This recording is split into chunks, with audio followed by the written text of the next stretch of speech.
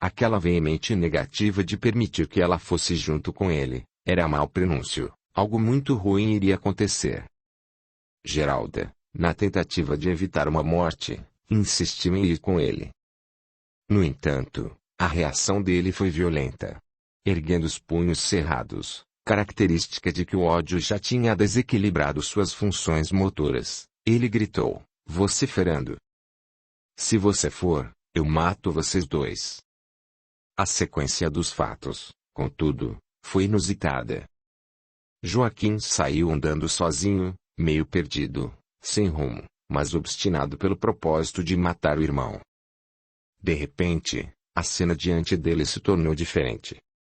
Naquele exato momento, houve uma interferência espiritual, para que Joaquim não tomasse conhecimento do desfecho do episódio entre ele e seu irmão.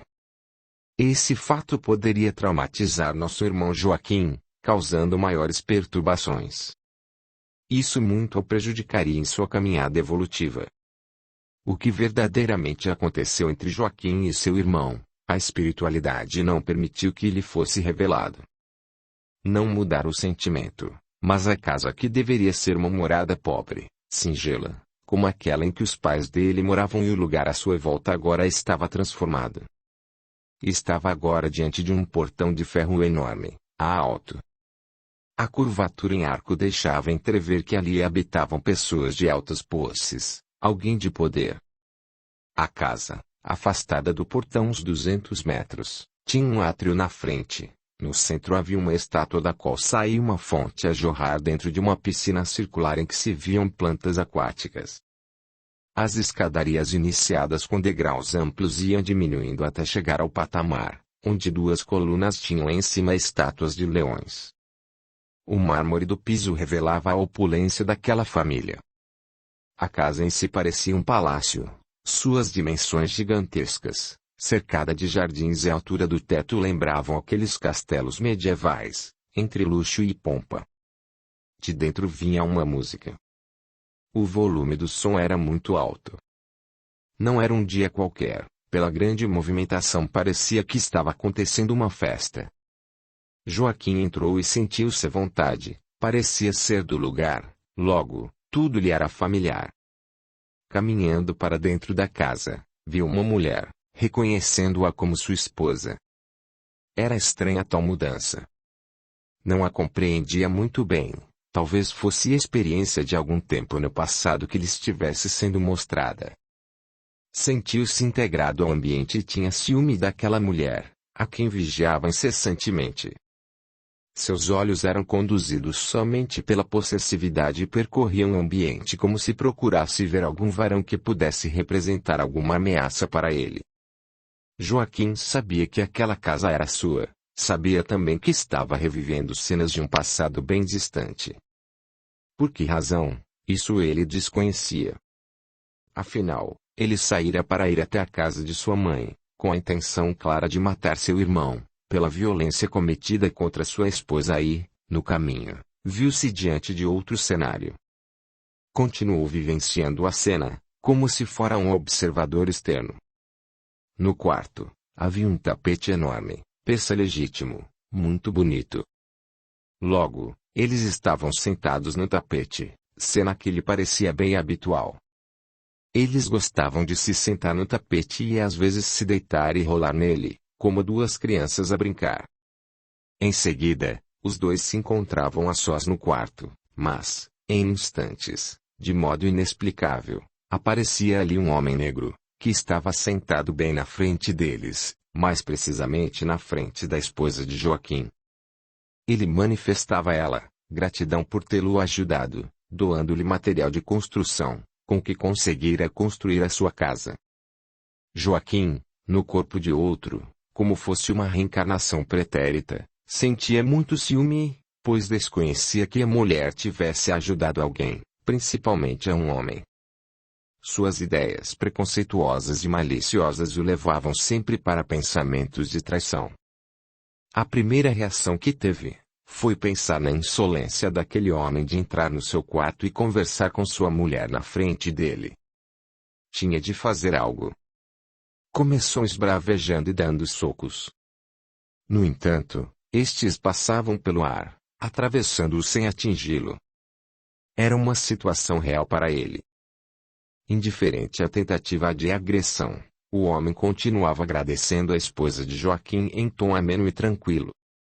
Ele, contudo, insistia na tentativa de agredir o rapaz, situação que o deixava cada vez mais desesperado.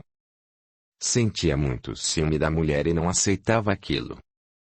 Sem se deixar envolver pelas atitudes de Joaquim, o homem deu o seu recado e se retirou. Assim, a cena em que se descortinou, logo em seguida, era extremamente interessante, pois várias pessoas vinham até Geralda fazer-lhe o mesmo agradecimento. A esposa de Joaquim também se levantou, colocando-se de pé em meio às outras pessoas. Algumas delas saíam do quarto e se dirigiam para outros aposentos da casa. Um dos momentos curiosos e até mesmo cômicos aconteceu com o sobrinho de Joaquim, que veio em sua direção, com os braços abertos, como se quisesse lhe dar um abraço, passando direto por ele e indo na direção de Geralda. Joaquim via as pessoas, mas elas não o viam. Audiolivro realizado pelo canal Surya Chand Audiobook. Todos, sistematicamente, o ignoravam, como se não estivesse no local, o que o deixou completamente desorientado em relação ao que estava acontecendo. Tinha essa impressão de que estava havendo uma verdadeira festa. Joaquim gritava e ninguém ouvia. Logo confirmou sua suspeita, pois começaram a passar por ele garçons com bandejas de bebidas e comidas. Mas, quando ele tentava pegar algum quitute, sua mão passava direto pelas bandejas. No mesmo instante, ele estava em outro ambiente, totalmente transformado. Ali havia uma orquestra que tocava. Como o som era muito alto, ele se sentiu incomodado. Todos continuavam a ignorá-lo completamente, como se ele não estivesse ali. Ele achava tudo muito estranho porque não tinha uma perfeita compreensão do que se passava. Joaquim, não aguentando tanto barulho, procurou refúgio na cozinha. Lá, encontrou cozinheiros e ajudantes preparando as mais finas iguarias. Pelo menos, ali, o volume do som era mais baixo. Várias vezes tentou pegar uma taça de vinho, mas, da mesma forma que antes, suas mãos passavam direto pelos objetos e ele não conseguia segurá-los. Numa dessas tentativas, desequilibrou-se e caiu no chão, todo sem graça e olhando de soslaio, para ver se alguém estava rindo dele. Cada vez mais, ele se surpreendia com o comportamento das pessoas, que nem sequer olhavam para ele, mesmo depois da queda que havia levado. Só nesse momento, teve certeza mesmo de que ninguém o estava vendo. Atento a tudo o que se passava em sua volta, com seus pensamentos fervilhando, foi para o quarto, jogou-se sobre a cama de casal e se escondeu debaixo da colcha que cobria a cama, querendo fazer uma surpresa à mulher. Como era uma festa, provavelmente ela iria se trocar e retornar ao salão. O que ele não queria era perdê-la de vista, por causa do ciúme que nutria por ela. De repente, um pensamento tomou conta de sua mente. Por que ela teria feito esta festa, gastando meu dinheiro, sem ao menos me comunicar e, ainda por cima, convidando essas pessoas falsas? Vejam só, comendo e bebendo às minhas custas e ainda falando mal, quando não da festa, de nós. Que gente mais fingida! Como seus pensamentos se agitavam em reviravolta completa, logo ele se desviou para a presença de dois sobrinhos que entraram correndo pelo quarto, e um deles comentou: "Se nosso tio estivesse aqui, nós, por certo, não poderíamos fazer isto." Ao ouvi-los, Joaquim se levantou rapidamente e, mesmo eles estando fazendo perotices, como os amava, dirigiu-se até eles para lhes dar um abraço. Os meninos mostravam-se alegres, experimentavam perfeitamente todo o clima de festa. Correndo para abraçá-los, Joaquim se atirou ao encontro deles e levou outro tombo. Esborrachou-se no chão. Transpassou os corpos dos meninos, como se eles fossem apenas espectros, espíritos desencarnados. Joaquim acreditava que os sobrinhos podiam vê-lo. Na verdade, Não podiam. Indiferentes a tudo, jogavam-se na cama da tia e, aproveitando-se daquele cetim acolchoado, Mac com acento grave e deslizante, rolavam e deliravam de tanta alegria. Joaquim ainda não havia dado conta da situação e ficou nervoso com os meninos e ordenou-lhes: parem com isso. Que falta de respeito.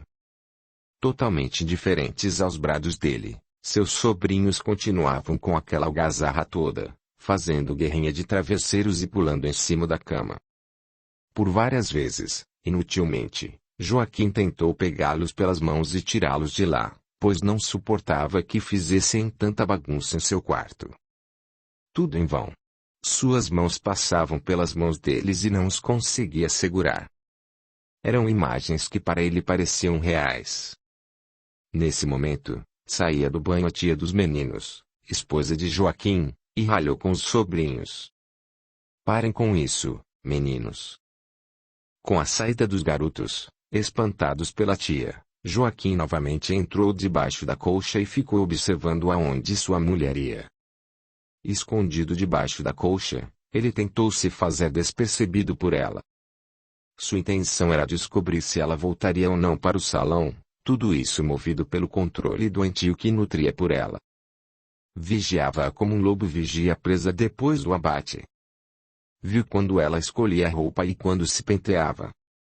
E, em seus pensamentos, murmurava consigo mesmo: quero saber, agora que ela saiu do banho, aonde vai? Qualquer um que se aproximasse dela seria inimigo dele e aí de quem ousasse encostar-lhe a mão, ainda que fosse apenas para cumprimentá-la. Já imaginava mil coisas e tecia todo tipo de falseamento de ideias, como se ela estivesse planejando traí-lo. Todo contato com quem quer que fosse era para ele uma verdadeira tortura, deixava-o ansioso e preocupado. Vestiu-se, penteou-se e, levantando-se como que indecisa, caminhou poucos passos dentro do próprio quarto. Na lateral da cama, parou. Nesse instante, Joaquim levantou a colcha que encobria a sua cabeça e, de espreita, olhou para sua esposa. No exato momento em que levantou a colcha, ele vislumbrou a cena real. Tinha voltado ao presente, depois de uma aventura pelo universo mental. A cena real era que Geralda havia acabado de chegar do cabeleireiro e estava diante do espelho penteando-se. Joaquim, ainda sentindo as vibrações das duas dimensões da vida, surpreso e espantado pelas cenas que vivenciara, olhou para Geralda e sentiu em seu coração o quanto amava aquela mulher, e um sentimento muito forte lhe dava a certeza de que já haviam vivido muitas encarnações juntos. Relembrando os detalhes, era tudo tão inexplicavelmente diferente, que até os gestos dela não pareciam em nada com os de momentos antes. O quarto, obviamente, não era o mesmo. Tudo se modificara. A diferença de tamanho dos cômodos, a nobreza daquele castelo, cheio de glamour e pompa, nada tinham a ver com aquele ambiente real, simples, embora confortável. Foi aí que Joaquim voltou à realidade e percebeu que havia tido um desdobramento acompanhado de uma regressão de suas vidas passadas. Analisando a experiência mediúnica e comentando com Geralda, compreendeu que acabara de vivenciar, em alguns poucos minutos, uma sequência de sua própria vida, num passado já distante. Embora tenha vivenciado uma experiência incrível, não chegou a saber o final da história. Os momentos que se seguiram foram de profundas reflexões a respeito desse desdobramento espiritual, especialmente enfatizando o ponto em que agredira a sua mulher com palavras. Nas voltas que o mundo dá, as reencarnações servem para nos depararmos com as nossas boas e más ações, desfrutando do que de bom tivermos plantado e sofrendo pelas plantações inconvenientes. Assim, temos sempre a oportunidade de nos redimir perante a nossa consciência e de nosso Criador e de refazermos nosso caminho em bases mais felizes. Um reencontro programado se deu quando uma mãe, desorientada quanto às atitudes de seu filho, expulsou-o de casa. Este acabou sendo adotado por Joaquim, possibilitando que um processo de inimizade que acontecera em reencarnações anteriores agora se refizesse em novos horizontes de amor e caridade. Nessa circunstância, Os que antes eram inimigos e se odiavam, tiveram a oportunidade celestial de se amarem em uma convivência familiar saudável. Entre cooperação e compartilhamento de situações adequadas ao perfeito entrosamento espiritual, tratado como filho legítimo e assim considerado, esse irmão veio terminar um ciclo de reencarnações expiatórias, juntamente com Joaquim e Geralda, considerando-os seus verdadeiros pais. Assim, como podemos observar, a nossa vida, celestialmente comandada pelo excelso Senhor, aparentemente cheia de cenas inexplicáveis, é o reflexo de nossas ações. O passado, influindo drasticamente no presente, o presente como oportunidade de construir o futuro e assim sucessivamente, tudo relacionado ao que pensamos, falamos e fazemos.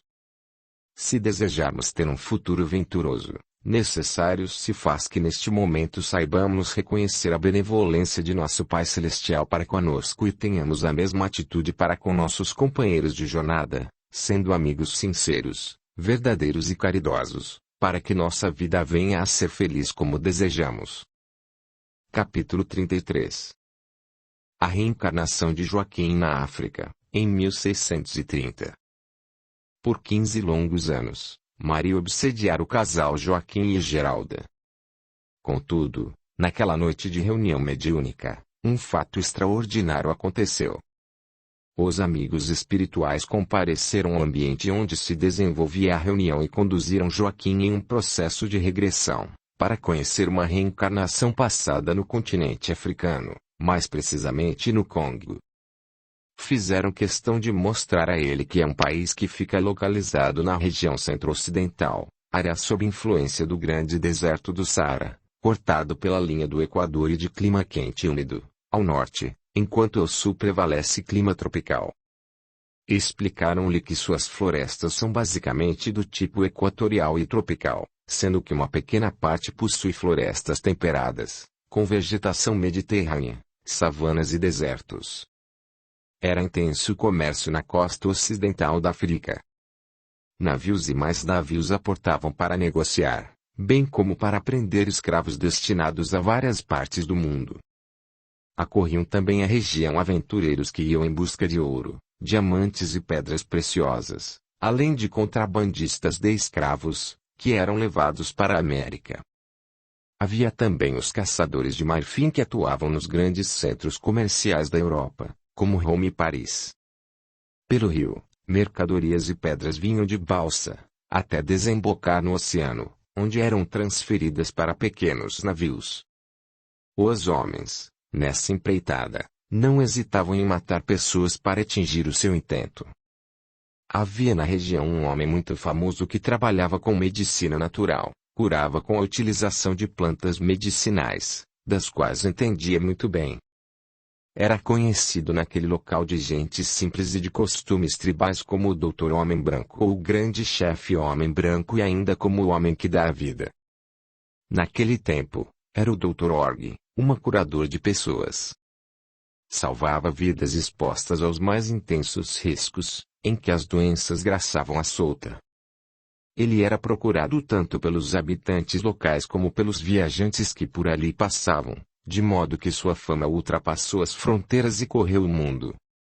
Aquela região, naquele tempo, era cheia de florestas e, como tal, apresentava altos índices de mortalidade por doenças decorrentes das péssimas condições de higiene, saneamento e pelo elevado número de insetos transmissores de malária, entre outras mais. Com seu trabalho, ajudou a muitos, livrando milhares de pessoas da morte. Os povos de todas as tribos o respeitavam, assim era com os pigmeus, com os tutsis e com os hutus. Chegou a sua fama, inclusive, até terras mais longínquas, junto aos povos do Quênia. Fora do continente, era respeitado também pelos tuaregs e árabes e pela voz dos viajantes que mantinham comércio com aquela gente. Dele se falava com respeito em Portugal, na Espanha, França, Itália, Alemanha.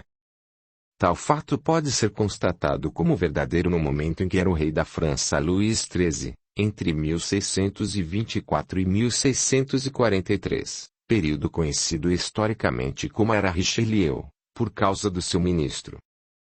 Na mesma ocasião, vivia o filósofo Voltaire, o qual, tomando conhecimento dos grandes feitos medicinais do Dr. Org, mandou um emissário convidá-lo a ir estudar medicina em Paris.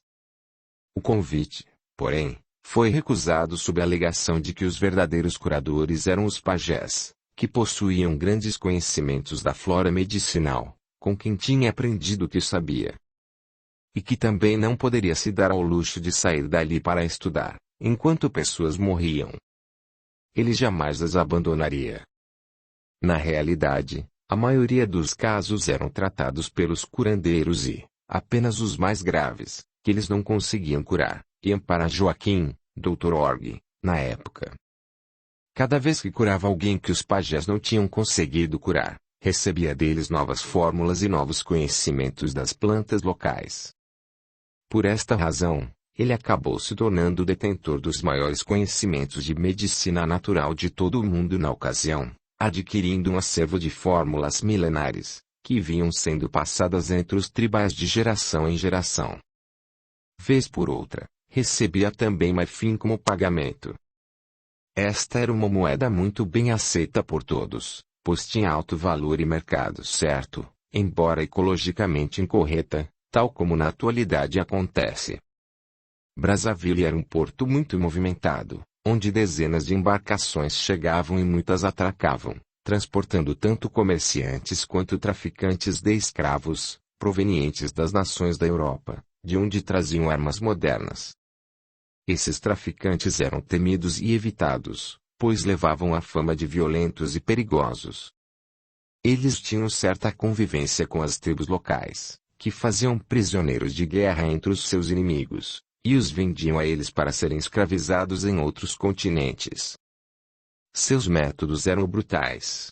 Pegavam os escravos a laço, como animais, e os colocavam perfilados diante de feitores, que escolhiam entre eles os mais fortes, os homens e as mulheres que eram mais saudáveis.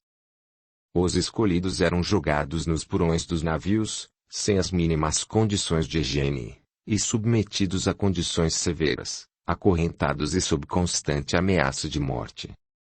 Obviamente que nessas condições muitos morriam durante a viagem, não só pela deficiência alimentar, mas também por doenças como o escorbuto, o banzuê. Quando morriam, eram jogados ao mar para serem comidos por tubarões. Apesar de ser ilegal, o tráfico de escravos, executado de maneira clandestina e violenta, tinha um apoio velado de parte dos povos europeus que, com isso, obtinham grandes lucros em suas atividades, já que não gastavam nada com mão de obra. Os traficantes sempre levavam mercadoria para ser trocada com as tribos vencedoras dos combates locais, oferecendo-lhes todo tipo de bugigangas, como espelhos, miçangas, perfumes, tecidos, colares, ferramentas e armas também. Por meio dessas oferendas baratas e atrativas, eles conseguiam sempre suprimento de escravos para levar para a Europa e depois para a América.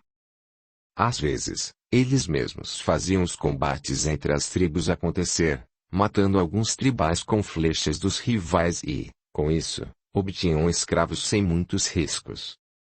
Entre as tribos que mais forneciam escravos, encontravam-se os Bantus, os Mongolos, os de Angola, de Benguela, do Congo, do Sudão e os do Rebolo, que foram trazidos para o Brasil. Da África, de onde vinham pelo rio Congo até sua foz, no Atlântico, eram trazidos para Luanda, então colônia portuguesa, depois para São Paulo, Recife, São Salvador, esse era o antigo nome de Salvador, capital da Bahia, e Rio de Janeiro. Dos escravos, surgiu uma vasta descendência, que se apropriou dos costumes brasileiros. Naquela época, o país era colônia de Portugal e se chamava Terra de Santa Cruz. Como em toda a dominação, os costumes e as tradições foram sendo sufocados e perdendo força ou, ainda, sofrendo as influências locais, o que, ao longo dos tempos, fez com que eles acabassem esquecendo até o próprio linguajar. As vilas exclusivamente habitadas por eles como refúgios eram chamadas de quilombos. Com facilidade para penetrar nas comunidades tribais, Joaquim, então Dr. Org, estava sempre convivendo com os curandeiros e chefes das tribos, Com isso sempre dispunha de novas informações, as quais trocava por garrafadas de medicamentos essenciais contra a diarreia, gripe e outras doenças que afetavam os nativos. Dentro da diversidade natural da cultura desses povos, nosso personagem colheu receitas de toda a ordem, sobretudo de questões religiosas. Ele se interessou por algumas atividades e práticas que tinham no contato com os mortos, que chamavam de ancestrais, um processo muito especial que o motivava bastante. A maioria das receitas que essa gente transmitia a ele era passada por entidades desencarnadas, tendo os pajés como médiuns entre as duas dimensões da vida. Aquilo encantava Dr. Org, Joaquim, que, por várias vezes, ficava ausente de casa, longe da esposa, por períodos relativamente longos, frequentemente por mais de mês.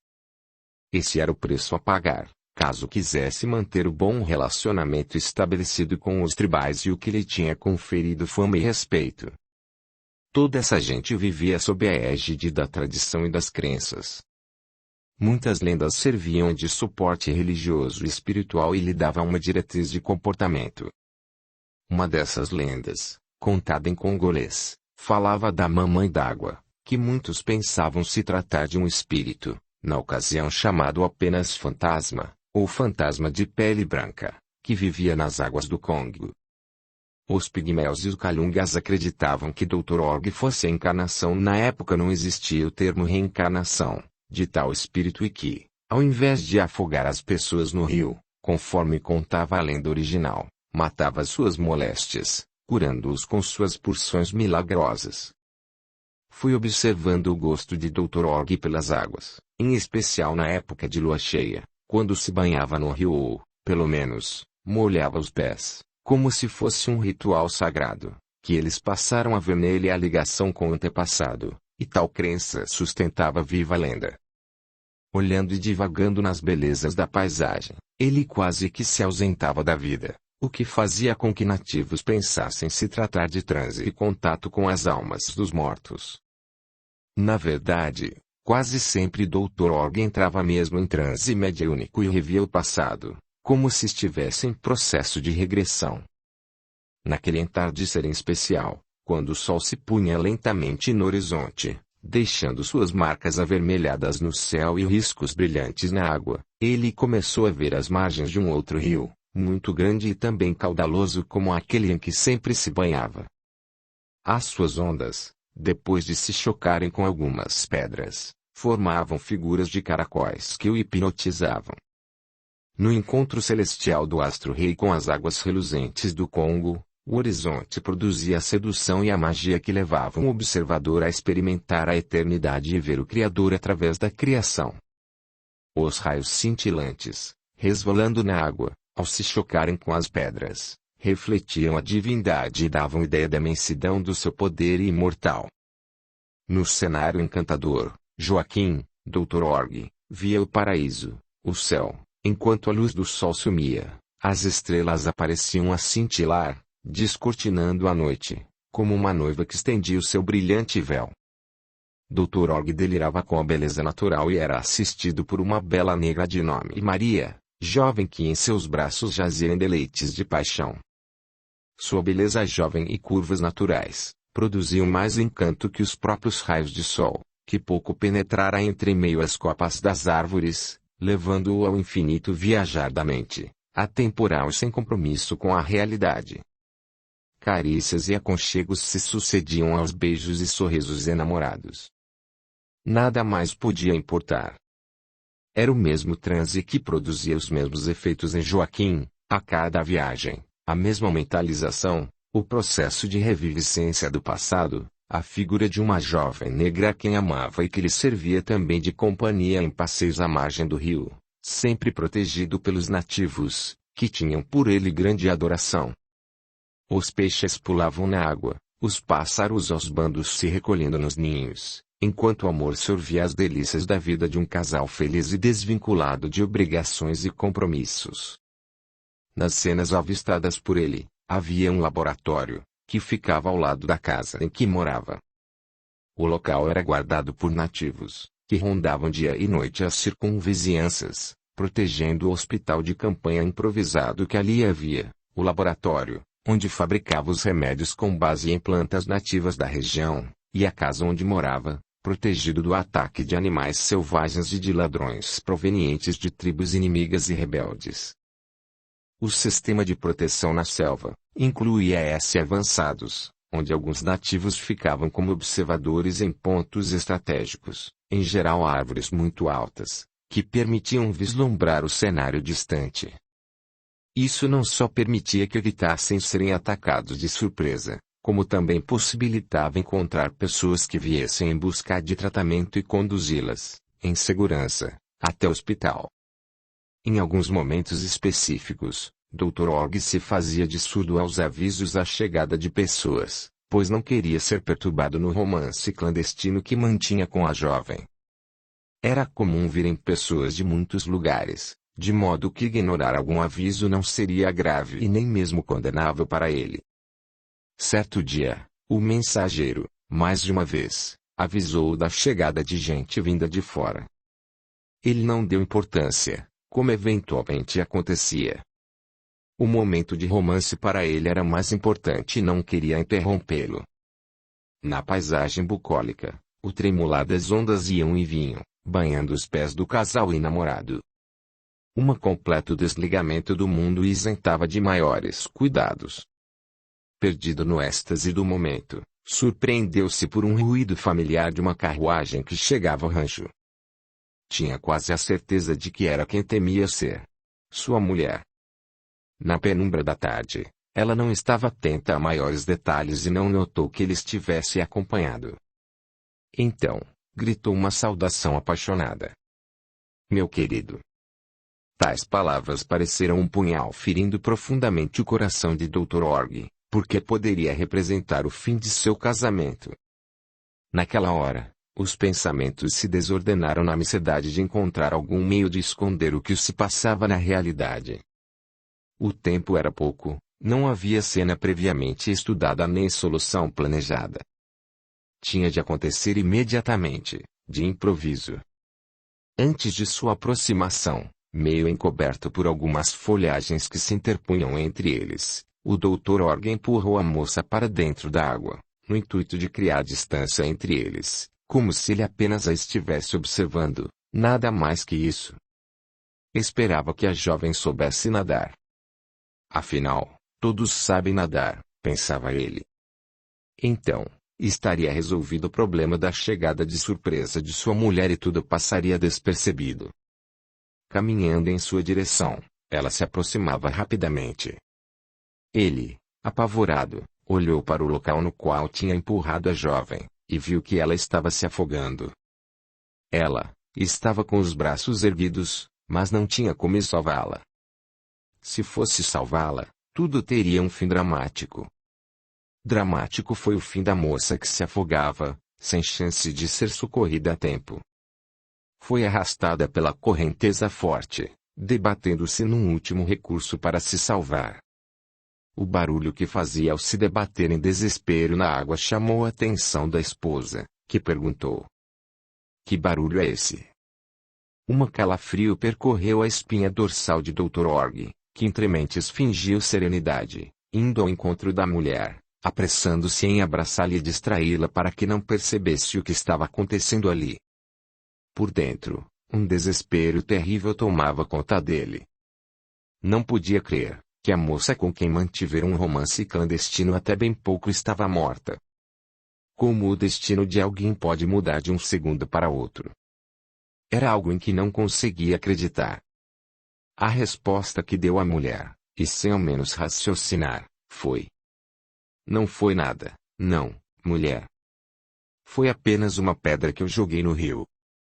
Sem desconfiar de nada, a esposa se contentou com a resposta, que lhe pareceu totalmente natural.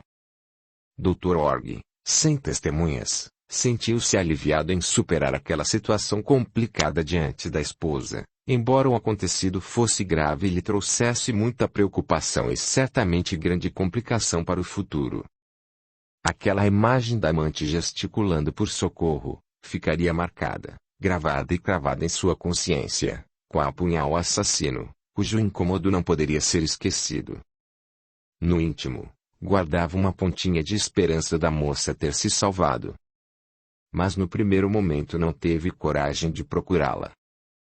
Criando mentalmente a possibilidade de escapar ileso do acontecimento, percebendo que não havia uma única testemunha, fato confirmado pelos nativos, quando inquiridos por eles sobre onde estaria a sua pérola negra, isso após se desvencilhar da esposa, claro, e não tendo ninguém dado nenhuma notícia sobre ela, ele pediu aos nativos envolvidos na guarda do local que procurassem pela moça por todos os lugares. E assim fizeram. Alguns foram pelas margens, outros nativos foram pelo leito do rio em canoas, procuraram até pelas terras da vizinhança, mas ninguém dava notícias dela. Não a encontraram em lugar nenhum. 3 dias depois, encontraram o corpo num banco de areia da região e foram lhe contar. Desesperado, foi com eles até ao local. Entrou em estado de choque com a cena que viu. Sentia-se culpado, em segredo, de somente ele conhecer a razão de a moça estar morta. O corpo inchado, todo perfurado pelas mordidas de peixes, deformado e tomado de vermes, entrando em estado de decomposição o fez tremer. Na lembrança, o último momento em que a empurrou para dentro d'água, a fim de não ser pego de surpresa pela esposa em flagrante adultério. Na consciência, o temor das consequências de um crime inexplicável, pois, afinal, achou que ela soubesse nadar e que sairia sã e salva. A consciência martelava horrivelmente uma culpa e uma dor. Abateu-se profundamente e entrou em quadro de depressão. Como conviver com lembranças tão amargas e com um erro desculpável?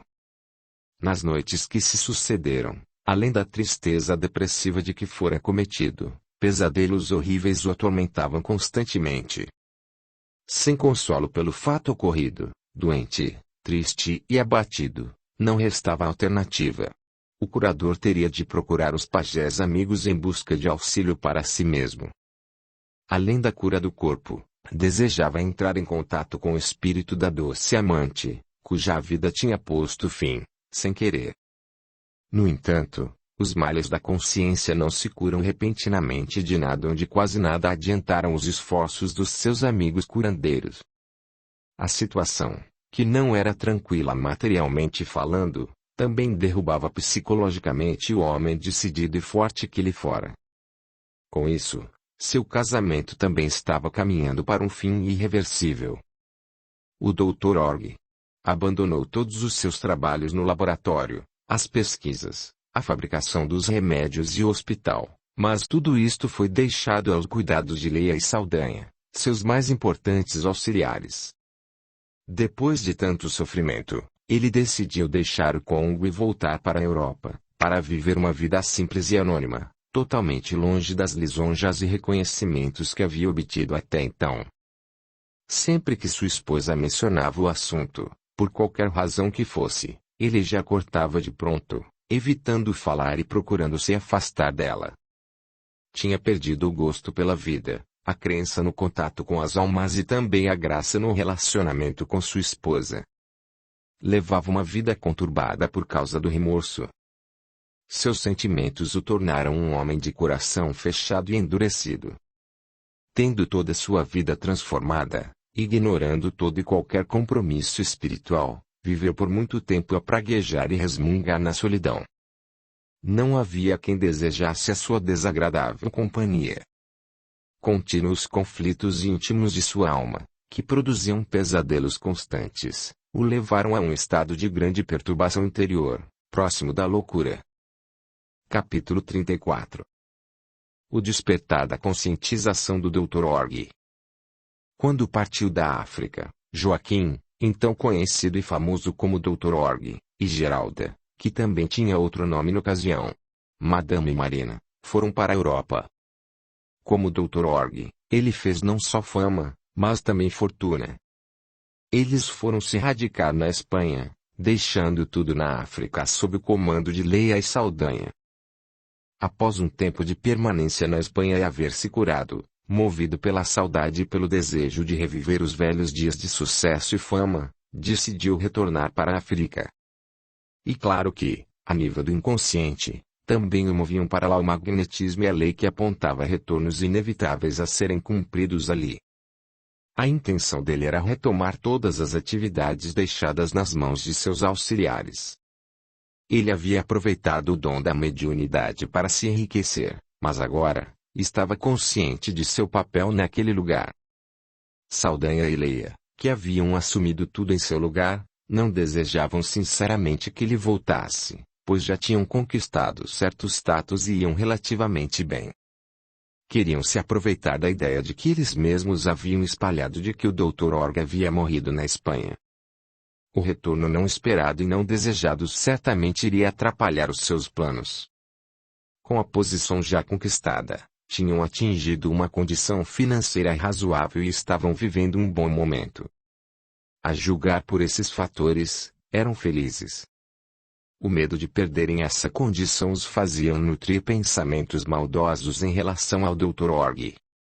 Apesar de serem eles os legítimos donos, Saldanha e Leia, principalmente ela, já não estavam mais dispostos a aceitar suas ordens e voltar à estaca zero, como quando chegaram por lá.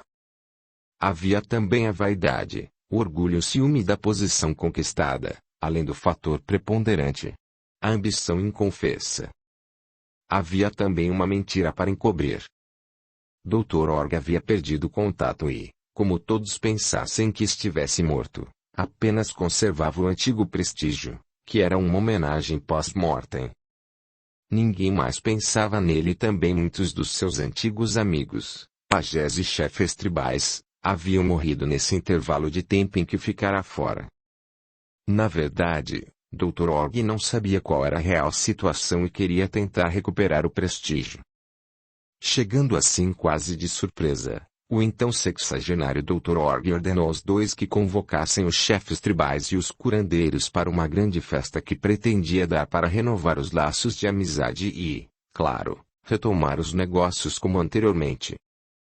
Dr. Org tinha méritos e créditos espirituais pelas boas ações nas atividades de curas que ali, naquele continente, havia praticado e por nunca ter negado ajuda às pessoas, principalmente as mais carentes. Por isso, desfrutava entre os homens de um profundo reconhecimento e respeito.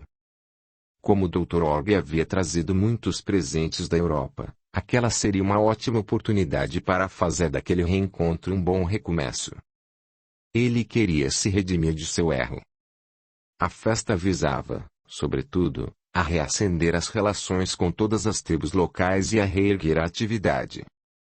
Aparentemente, Leia e Saldanha deram a entender que o fariam, mas, no íntimo, sabiam que não podiam. Na verdade, se isso acontecesse, seria o fim de tudo, portanto, não estavam dispostos a organizar festa. Isto seria o fim para os dois. Pensavam. E agora, o que faremos? Se isso acontecer, será o fim do nosso domínio sobre essa gente e o fim da nossa autoridade. Perder tudo isso que conquistamos a duras penas. Nem pensar. Na verdade, eles mandavam e desmandavam naquele povo humilde e simples e, com isso, ganhavam muito dinheiro. Ambos pensaram que seria melhor que Dr. Org morresse antes que alguém soubesse que ele havia voltado. No entanto, nenhum dos dois teve coragem de falar isso abertamente. Mas, quando chegou o momento de terem de tomar a atitude de sair para convidar os chefes, eles, muito confusos e sem saberem o que fazer, se aproximaram olhando meio sem graça um para o outro. Um tinha medo da reação que o outro poderia ter. Até que Leia falou. Dr. Org tem que morrer. Teremos de dar um jeito nele. E faremos isso antes que o povo fique sabendo dessa maldita festa e antes que seu nome seja ressuscitado. Daqueles pensamentos macabros iria sair o desfecho de um sério comprometimento espiritual que se arrastaria por séculos e séculos. Diante da lei de causa e efeito, sentenciavam a morte dele, ao mesmo tempo que sentenciavam a si próprios o inferno das existências posteriores, cheias de ódio, rancor e vingança. As ideias estavam definidas, o plano elaborado. Faltava apenas contratar alguém que a fizesse o serviço. Havia um nativo chamado de Jonas, que trabalhava com eles, sendo responsável pela segurança do complexo, hospital, laboratório e também da residência. Jonas era fiel a eles e recebia tratamento especial. Porém, para aquela empreitada, oferecia muito mais. Algo irrecusável. Pelo trabalho, ele receberia armas e tudo o que quisesse. Receberia ferramentas e equipamentos agrícolas para si e seus familiares.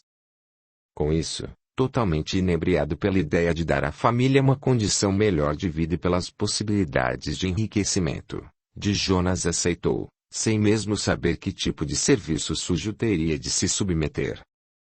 Jonas foi informado do serviço que deveria executar, já que até ali apenas se falara em segurança e necessidade premente para a continuação da obra, sem ser mencionado que seria preciso matar uma pessoa.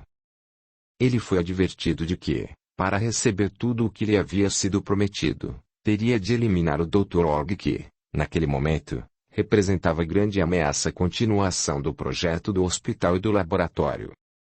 Da forma como foi contada a história, Jonas não só se sentiu ameaçado de perder o cargo, mas também pressentiu que a presença do Dr. Org seria muito ruim para todos ali, de modo que se sentia satisfeito por ser encarregado de matá-lo.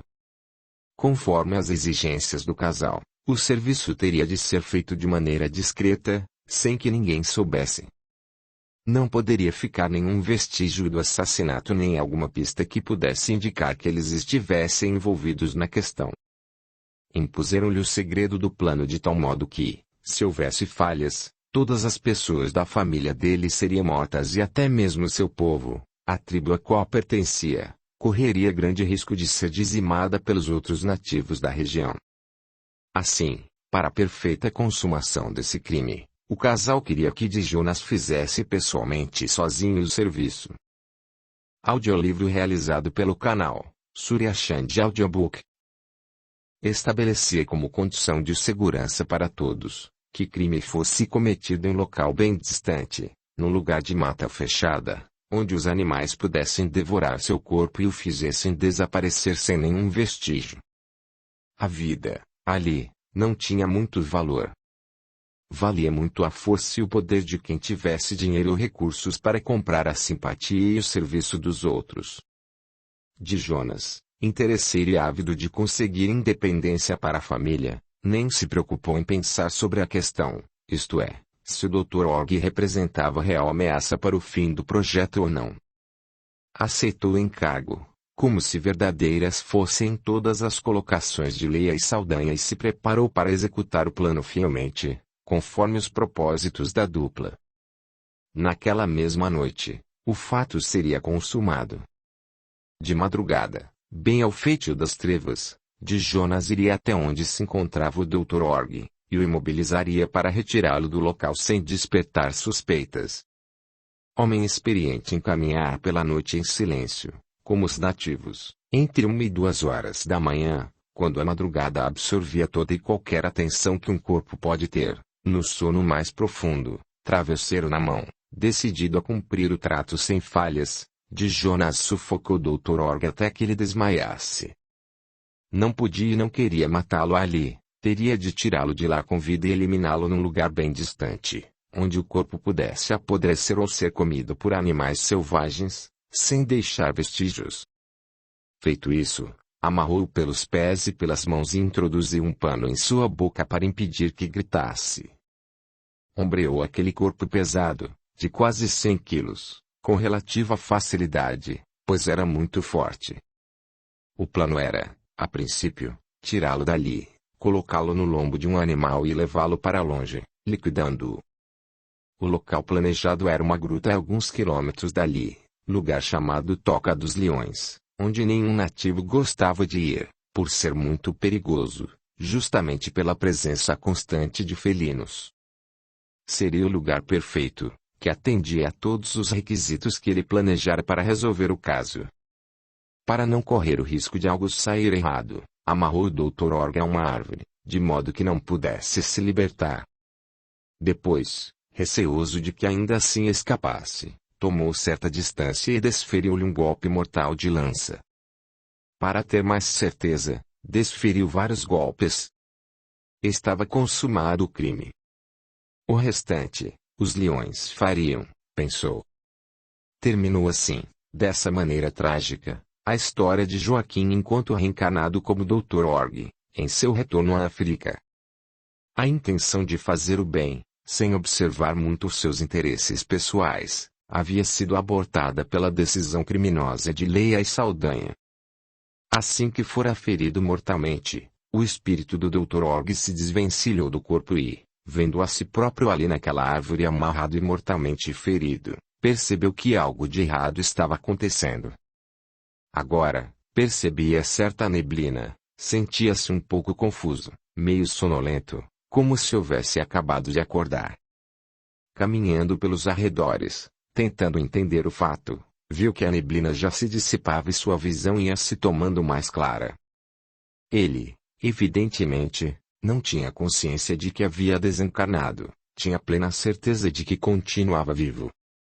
E claro que não estava entendendo o que se passava, mas achava que alguém o tivesse libertado daquela árvore, pois alguns pajés, seus amigos, ali estavam como a recebê-lo e a homenageá-lo. Ele nem de longe imaginava que aqueles eram os seus amigos já desencarnados, assim como ele também. Como o fato havia se passado na madrugada e ele tinha sido sufocado com o travesseiro, enquanto ainda dormia, pensava que aquilo pudesse ser um sonho, talvez um pesadelo ou ainda a tal festa que havia programado fazer. O certo é que a confusão mental o estava deixando meio transtornado. Apesar de tudo, sentia-se bem ali e gostava da homenagem que recebia dos pajés e chefes tribais, seus amigos. Tudo agora parecia um sonho. Um sonho bom. Dando continuidade ao que parecia ser uma cerimônia de homenagem, filas enormes de crianças vinham até ele e, diante dele, se curvavam em sinal de reverência. Cada uma delas trazia consigo uma bandeirinha, que acenava de maneira entusiástica, qual crianças em desfile cívico. Nem todas as circunstâncias eram confortáveis, pois algumas pessoas que ele ali observava, desde os tempos em que comandava o hospital, já haviam falecido e agora se faziam presentes, vivas. Entremeando as homenagens, um e outro que antes evocara como morto em rituais de cura também se faziam presentes. Começava a se perguntar se não estaria ficando louco. Conforme cada um dos que sabidamente estavam mortos, desde os tempos anteriores de sua estada na África, aparecia diante dele, mais aumentavam a sua apreensão e o seu desconforto. Ele percebia que o contexto não era como ele pensava. Então começou a sentir medo. Dr. Org, tomado de grande pavor, suando frio e descontrolado emocionalmente, começou a gritar o nome de sua amada esposa. Marina. Socorra-me, pelo amor de Deus. A esposa não podia ouvi-lo, ele não pertencia mais ao plano físico.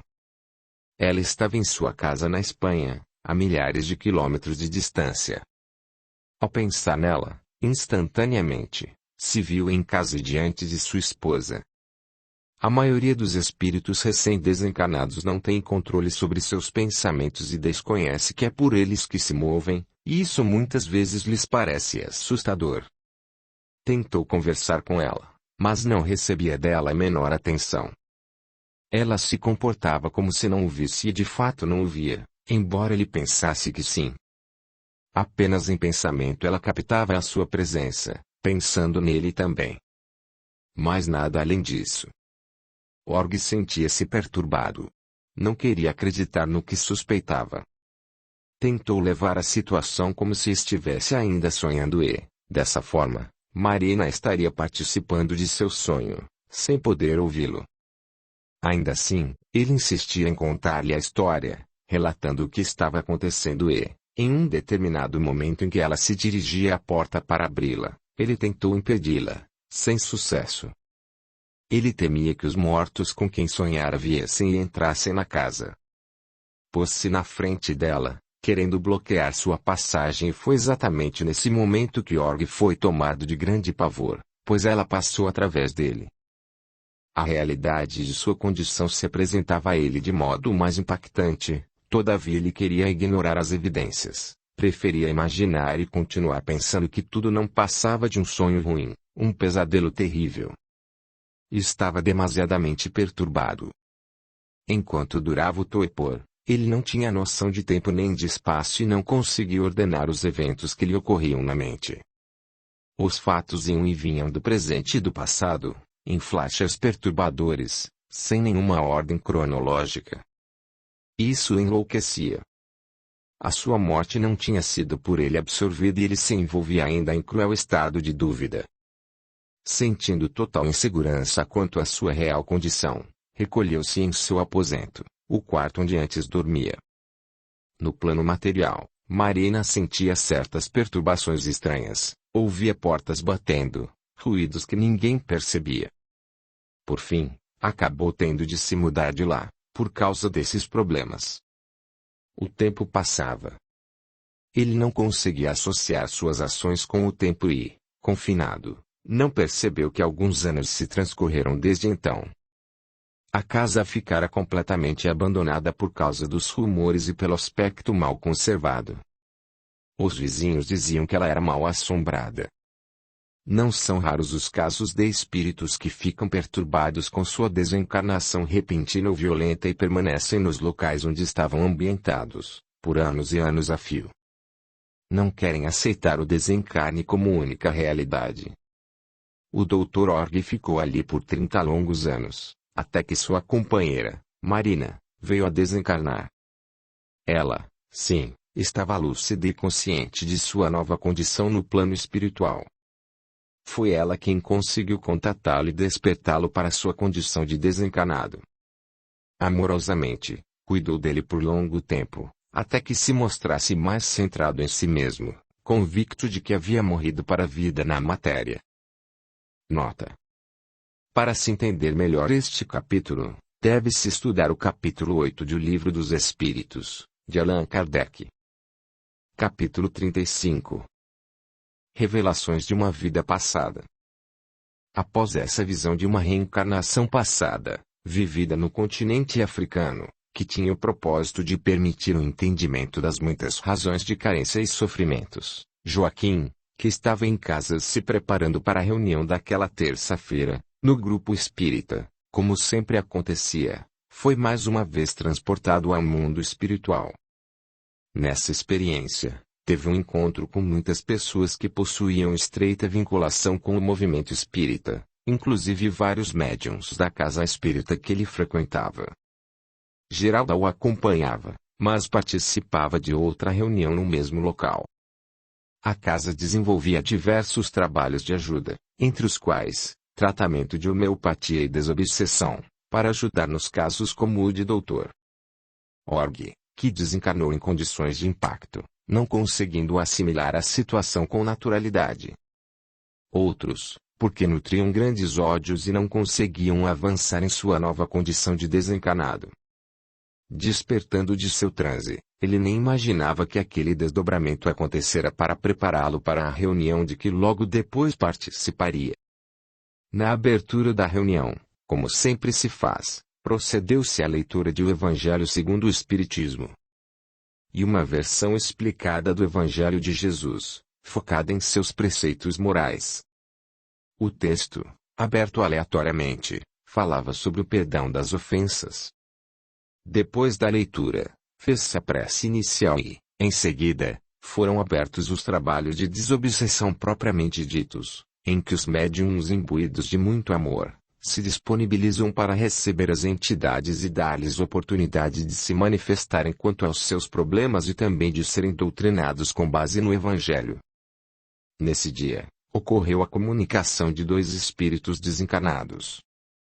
A primeira entidade a se manifestar, começou a dizer: eles querem me tirar de cima dele, mas eu não vou sair. Vocês não sabem quanto mal ele me fez.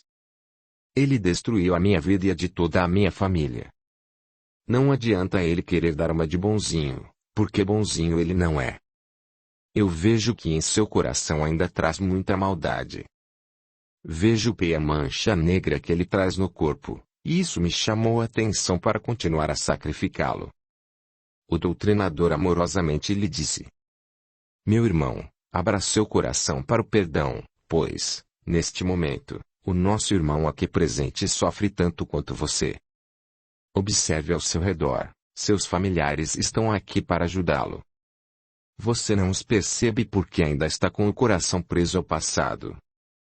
Não se prenda, meu irmão, ao seu passado de dor, caminhe para a sua felicidade. Logo depois dessa comunicação, a outra entidade se manifestou por intermédio de Joaquim, dizendo: Até que enfim sinto-me aliviado. Não estava suportando mais tanto peso em minhas costas.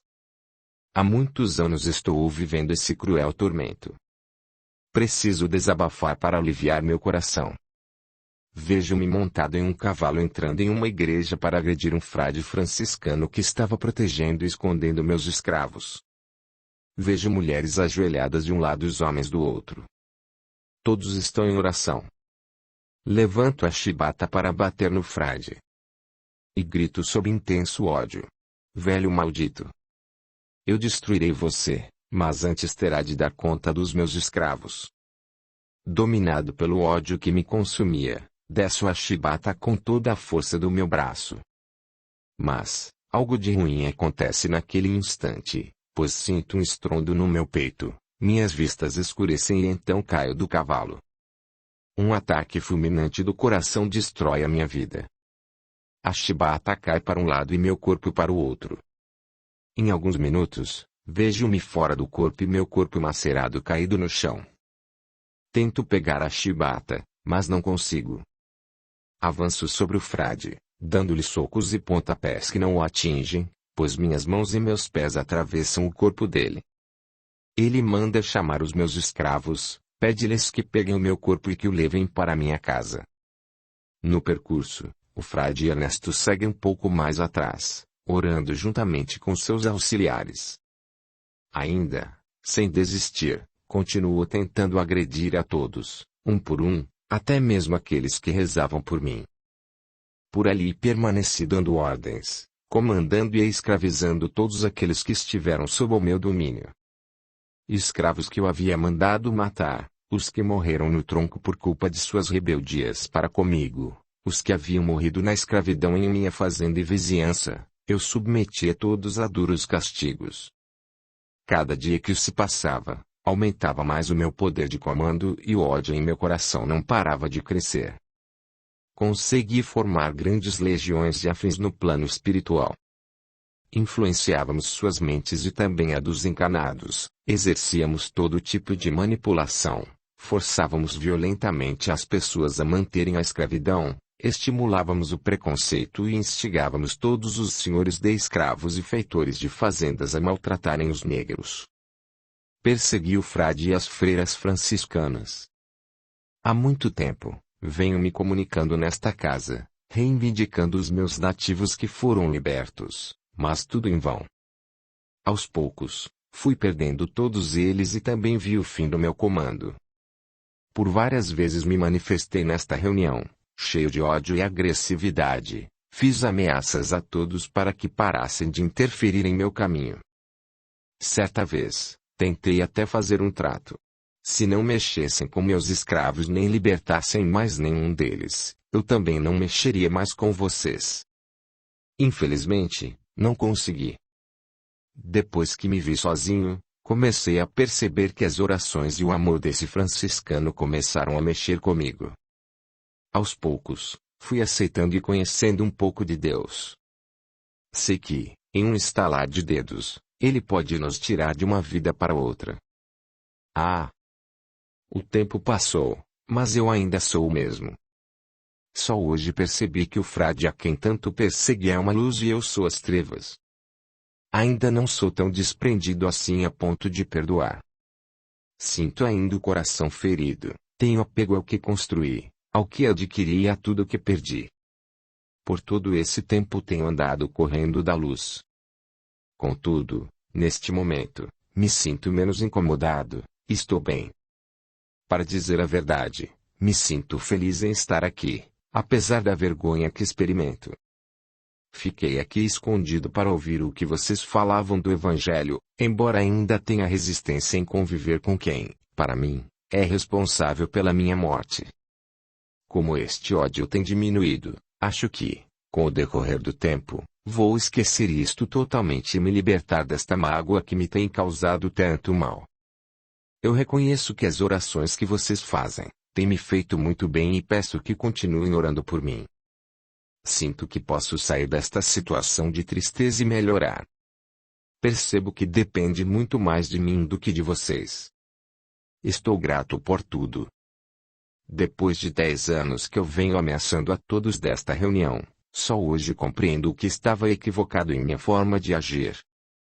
Nesse momento, o doutrinador agradeceu as palavras sinceras do comunicante e pediu a ele que permanecesse no ambiente, pois seria sempre bem-vindo.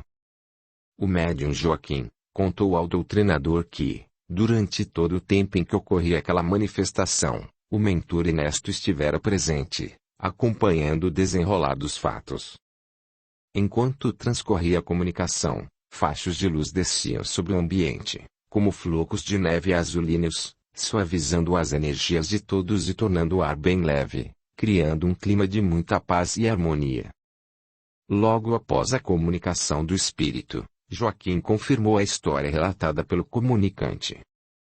Ele contou que seu mentor, Ernesto, havia lhe dito que realmente eles tiveram uma reencarnação como frades franciscanos, no ano de 1750. Ainda segundo o médium, no transcorrer da reunião, o mentor convidou, e ambos saíram em desdobramento para que ele mostrasse o que existia atrás do altar da igreja. Ao entrarem, Joaquim avistou um corredor em cujas laterais havia alguns velhinhos que estavam bastante doentes, muitas crianças com deformações físicas e várias outras pessoas com problemas mentais. Do corredor, de repente, já estavam dentro de uma cozinha e dela avistavam no quintal uma grande horta com muitas plantas medicinais. Havia algumas irmãs de caridade trabalhando no cuidado dessas plantas, alguns padres também estavam lá. Uma delas se aproximou e Joaquim a olhou com sentimento de atração e interesse. Ela tinha exatamente o rosto daquela que hoje é sua esposa. Joaquim levou um grande susto. Ernesto, então, falou com ele outra vez. Olhe agora aquele padre. Joaquim fixou o olhar no padre para o qual Ernesto apontava e se assustou. Era ele mesmo. Ele via a si mesmo, mas como não acreditava no que via, perguntou. Somos nós mesmos? Sim, meu filho. Após esse episódio, o médium despertou em seu corpo físico e Ernesto se retirou.